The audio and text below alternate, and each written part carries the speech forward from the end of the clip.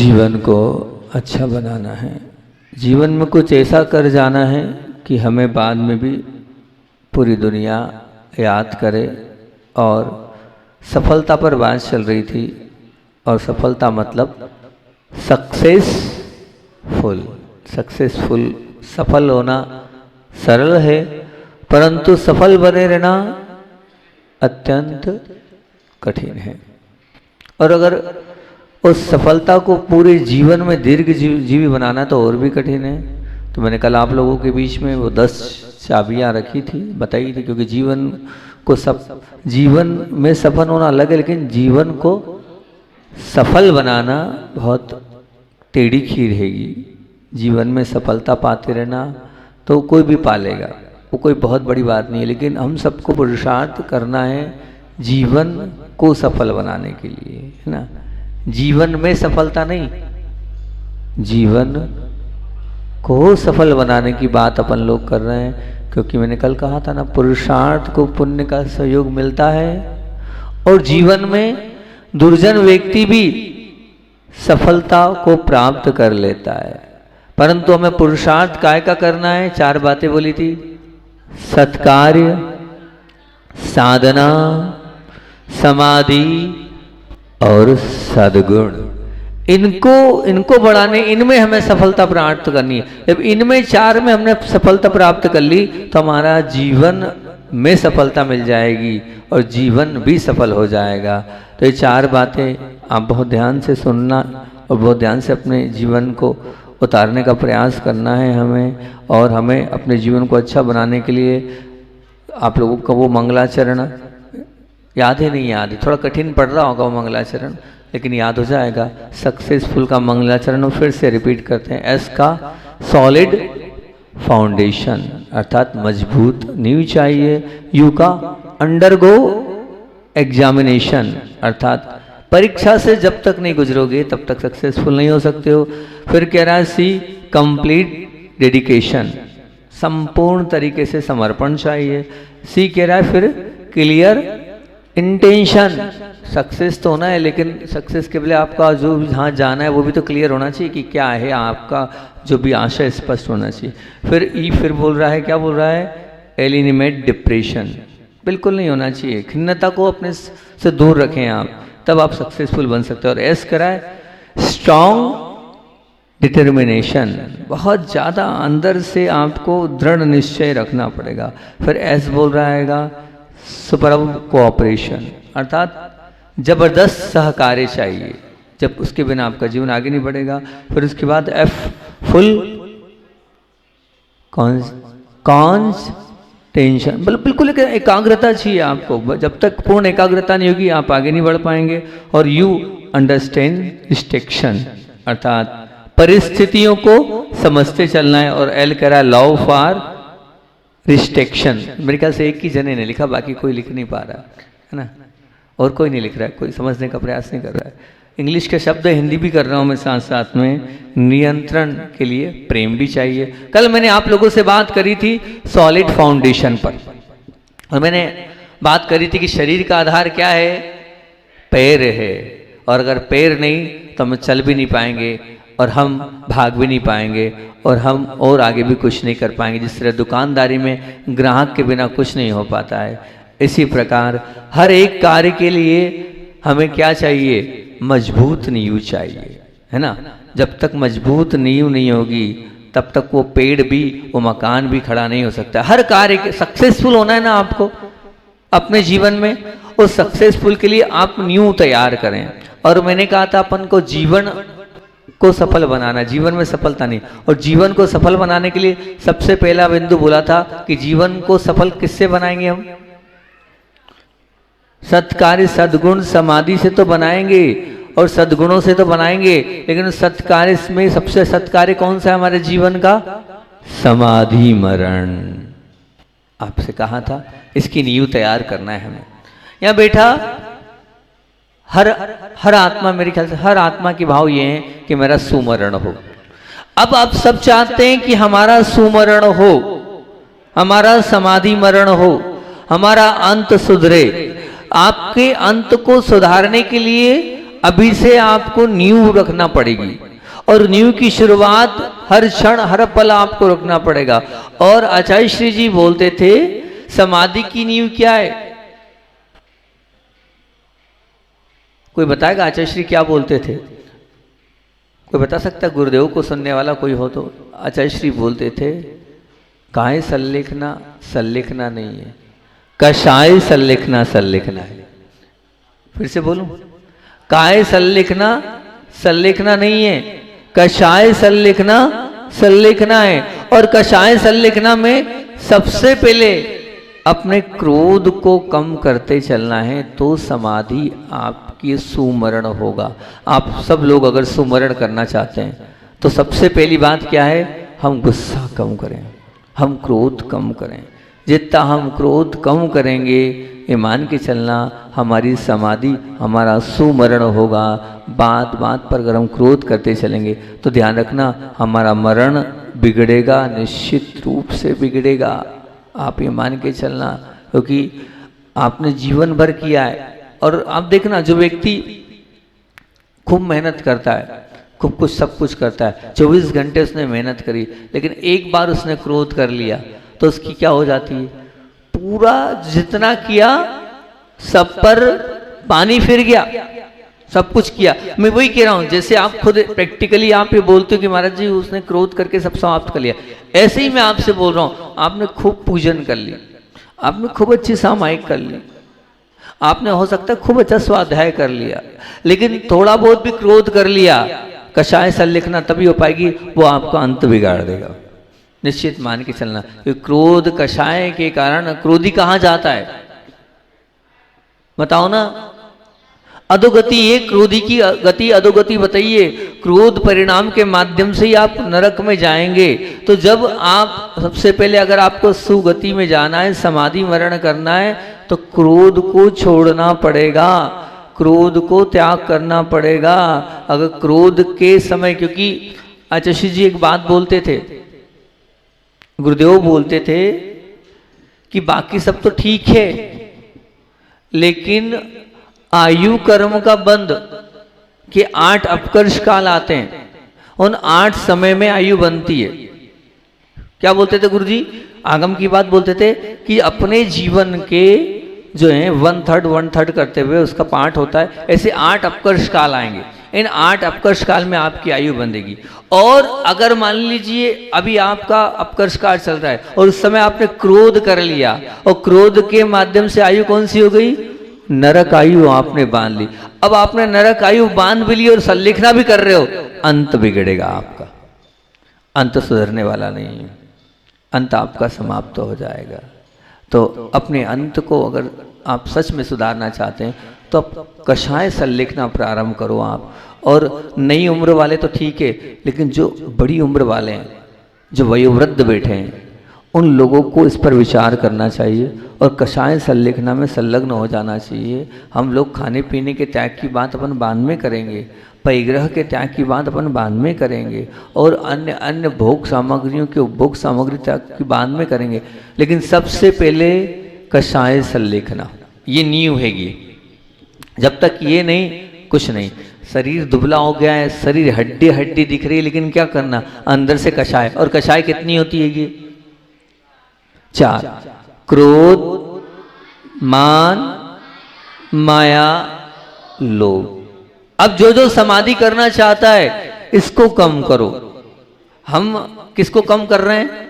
है तो सही, हमने अपने शायद मेरे ख्याल से वस्त्रों का परिणाम बना लिया होगा, हमने अपनी संपदा का परिणाम बना लिया होगा, हमने अपने धन का परिणाम बना लिया होगा, और भी हमने हो सकता है खाने पीने की और अन्य वस्तुओं का परिणाम बना लिया होगा। मैं मानता हूँ वो भी जरूरी है, लेकिन आचार्य श्री काय के पहले कषाय बोल रहे हैं। पहले कषाय सल्लेखना करो, काय सल्लेखना तो अपने आप हो जाएगी, काय को सल्लेखना करने की जरूरत नहीं होगी। काय सल्लेखना, कषाय सल्लेखना पर हमारा ध्यान होना चाहिए, वो नींव है।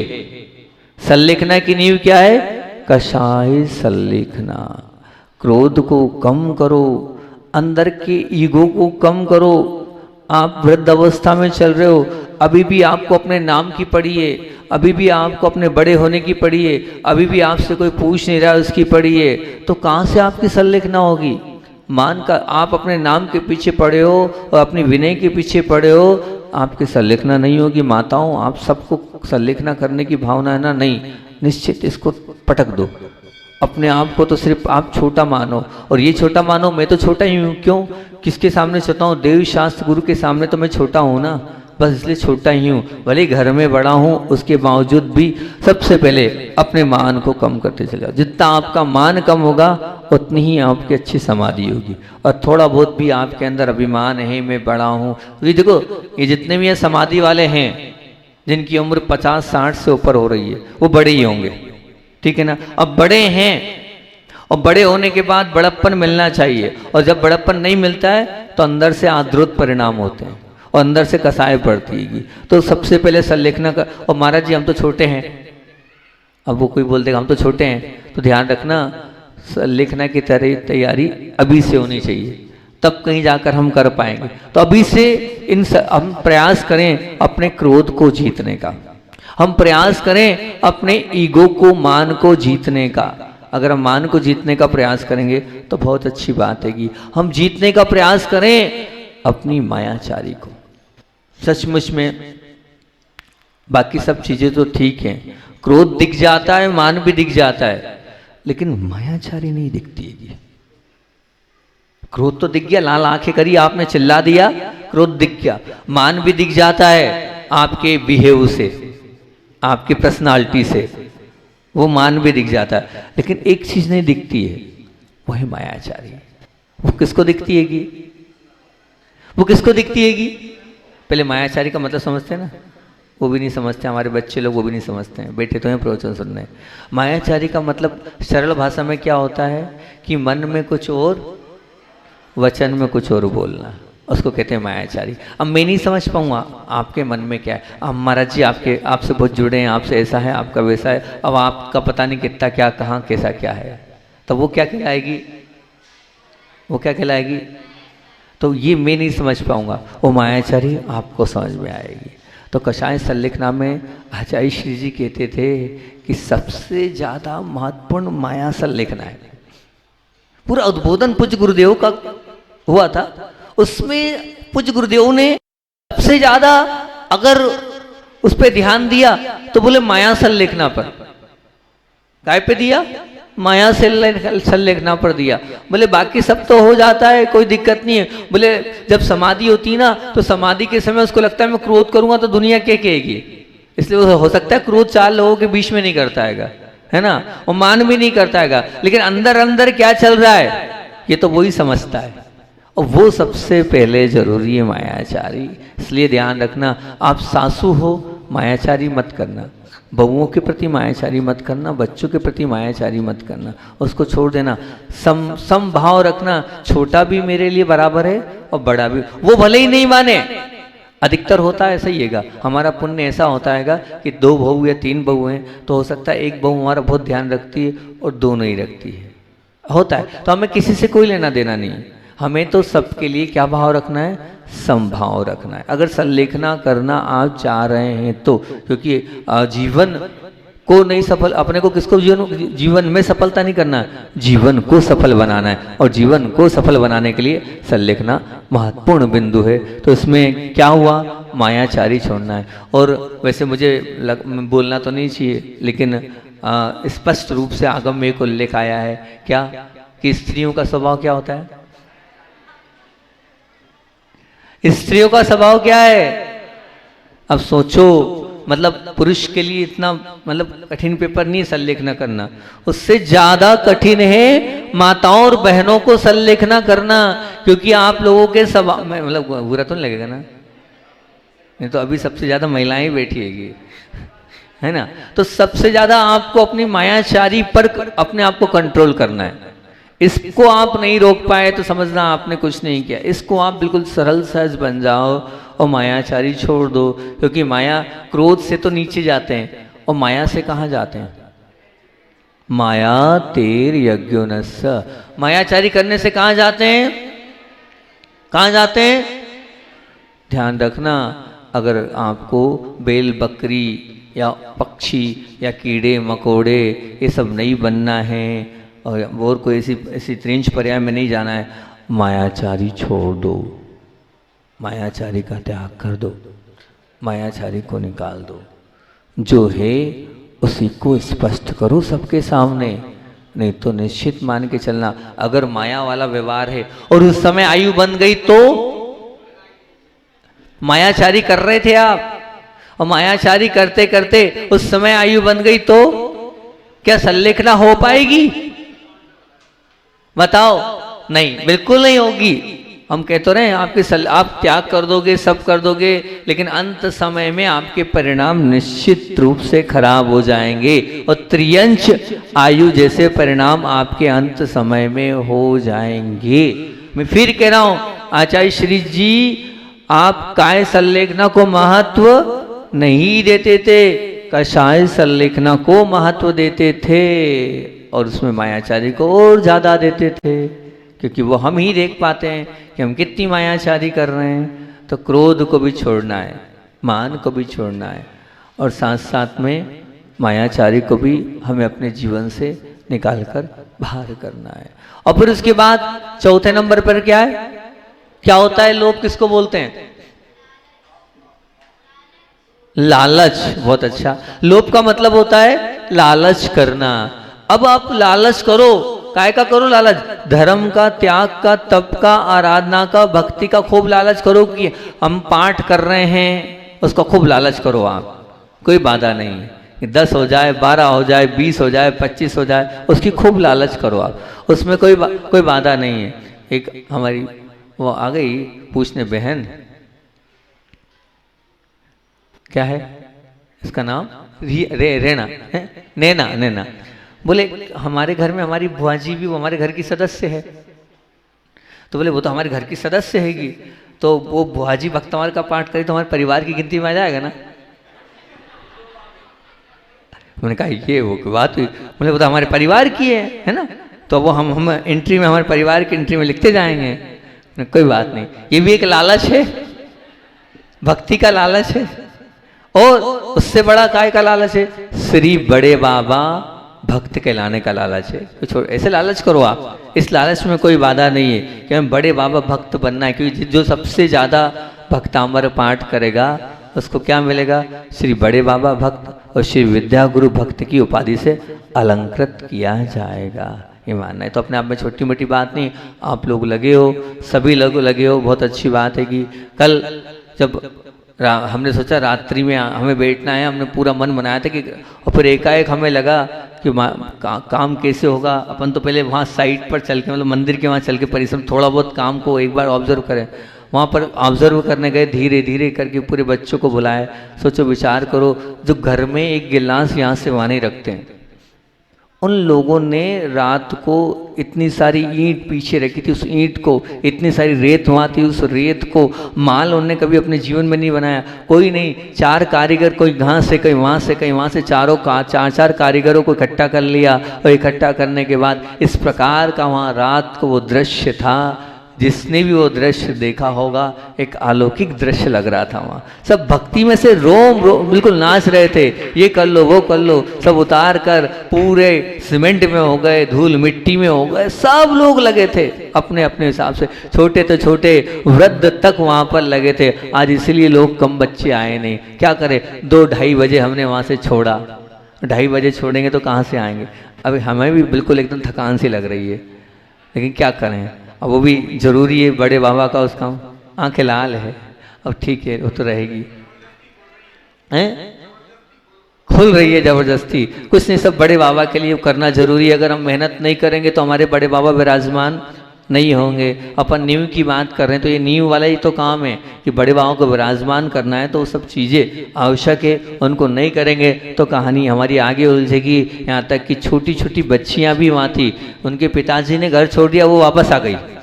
वो पीछे चौथे नंबर लाइन में दुकान है ना, नवल की बालिका, नहीं हम भी वहीं रहेंगे, हम भी वहीं रहेंगे। वो और एक रोहित की बालिका थी, वो है ना, वो भी लगी थी, सब लगे थे, काम में लगे हुए थे, बहुत अच्छा।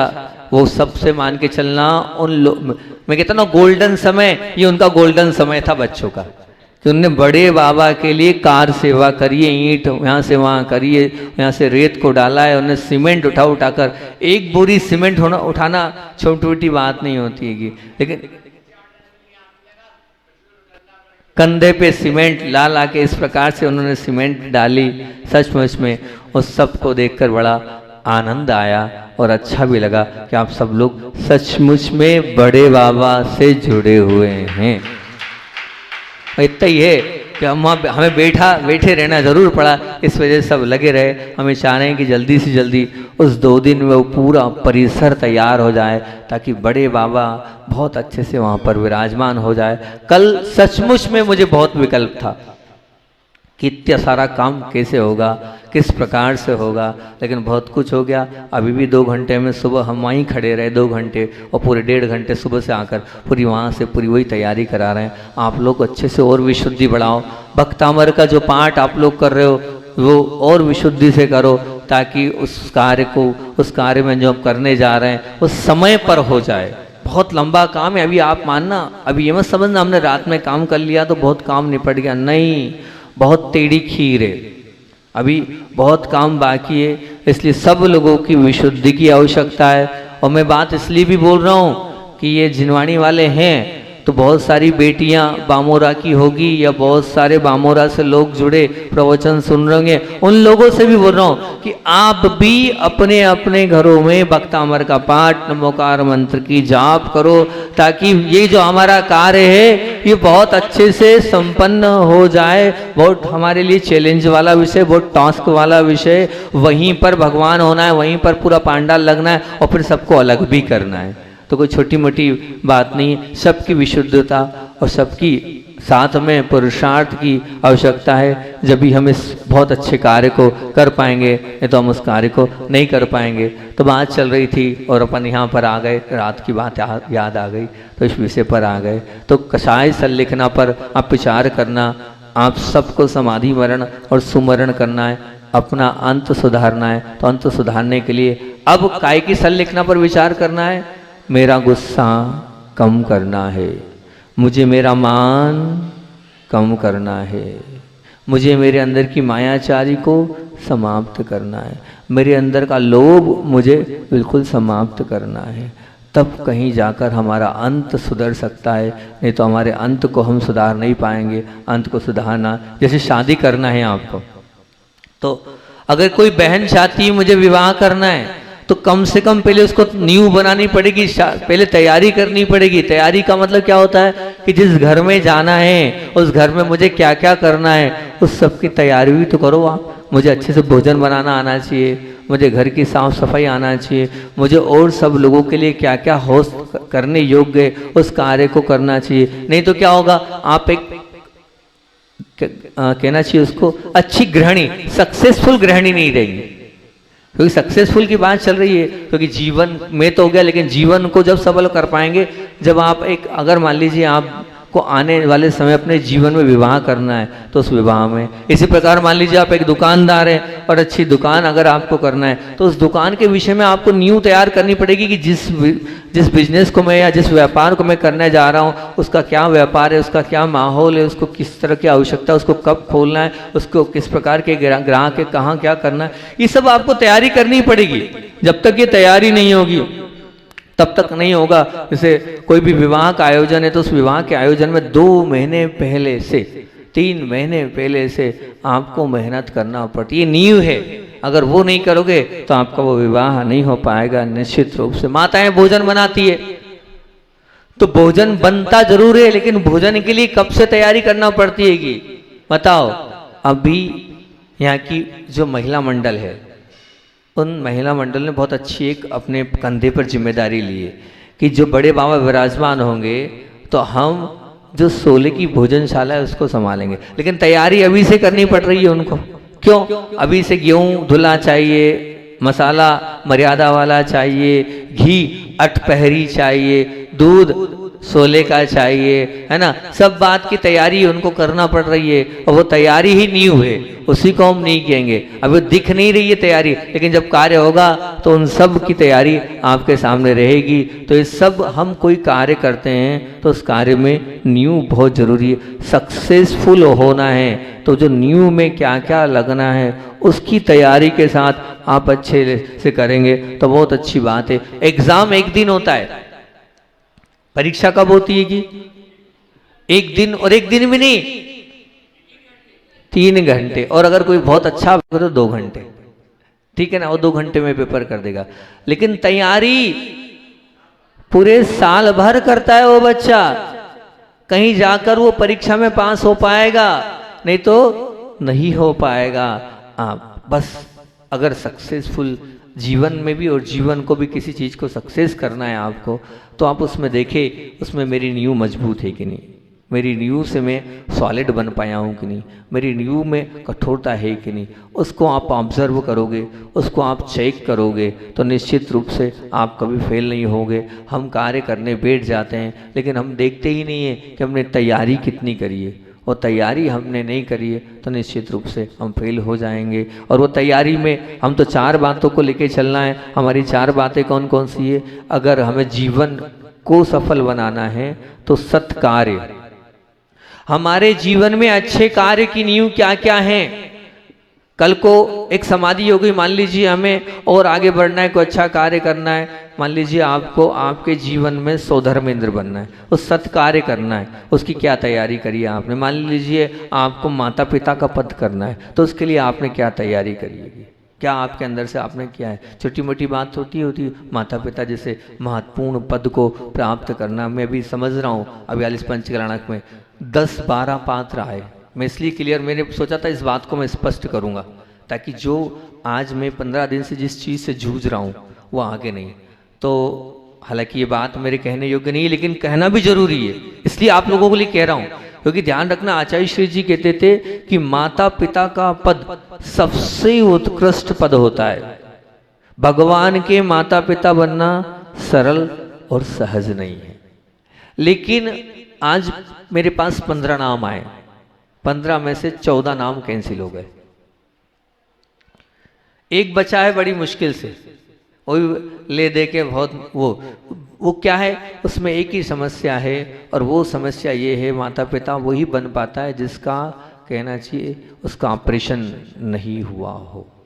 तो इसको आप ध्यान में रखते हुए मैंने सचेत आप लोगों को कर दिया। जो जो लोग सुन रहे हैं इस साधना के साथ अपने जीवन को तैयार करना, नहीं तो नींव अगर फेल हो गई तो फिर हम उस पद को प्राप्त नहीं कर पाएंगे जो पद हमें प्राप्त करना है। ये निश्चित मान के चलना। तो बात यही है कि हमारे जीवन में सॉलिड फाउंडेशन, एस क्या बोल रहा है, सॉलिड फाउंडेशन। और सॉलिड फाउंडेशन का तात्पर्य जो भी सत्कार है, सद्गुण है या साधना है या समाधि है, उसकी हमने क्या फाउंडेशन तैयार करी है, उस पर आप अच्छे से विचार करना। समय अपना हो रहा है और अब अगला बहुत अंडरगो एग्जामिनेशन, बहुत अच्छी बात है, परीक्षा से गुजरना पड़ेगा। तो परीक्षाओं से गुजरने की बात कल आपसे करूँगा। अभी 1 मिनट की बात तो रही गई है कि आज का हमारा सुविचार बहुत अच्छा है, विनय और वैयावृत्ति सीखें। बिना वही विनय और वैयावृत्ति सीखे बिना हम किसी की संलेखना, अरे वाह, नहीं करा सकते हैं। वही वाली बात आज आइए, श्रीमती रमेश शशि जी सिंघई ने लिखी, विनय और वैयावृत्ति सीखे बिना किसी की संलेखना नहीं करा सकते। निश्चित बहुत अच्छी बात है कि आचार्य श्री जी एक बात बोलते थे कि जीवन में कम से कम एक आत्मा की संलेखना जरूर कराना। अपने जीवन में अपनी संलेखना चाहते हो तो ये नियम ले लेना कि अंतिम समय तक एक संलेखना को पूरा कराऊंगा ही कराऊंगा। अगर ये आपने किसी एक की भी संलेखना करा दी तो निश्चित मानना आपकी संलेखना हो जाएगी। और संलेखना के लिए विनय भी जरूरी है और साथ साथ में वैयावृत्ति भी जरूरी है। जिसके पास विनय और वैयावृत्ति ये दोनों गुण हैं, ये निश्चित मान के चलना, उसकी संलेखना तो निश्चित रूप से होगी। आचार्य श्री के पास विनय भी थी और आचार्य की भैया वृत्ति भी थी, इसलिए उनका सुमरण समाधि मरण में हुआ। हम सबका भी सुमरण और समाधि मरण हो, इसी भावना से समय हो गया है। आचार्य भगवान का संस्मरण कल सुना देंगे, इतने रखते हैं। बोधि समाधि परिणाम शुद्धि सात्मोपलब्धि शिशोक की सिद्धि चिंता बड़ी चिंतित वस दाने त्वाम बंदवा।